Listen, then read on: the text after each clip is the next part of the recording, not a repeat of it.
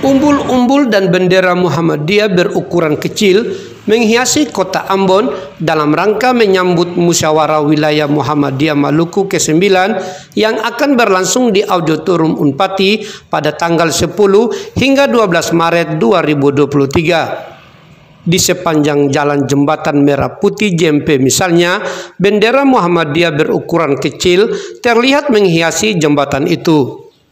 Angin yang bertiup kencang membuat bendera-bendera Muhammadiyah berkibar, seakan memberikan semangat kepada semua warga Muhammadiyah dan masyarakat Maluku untuk mensukseskan Muswil Muhammadiyah itu.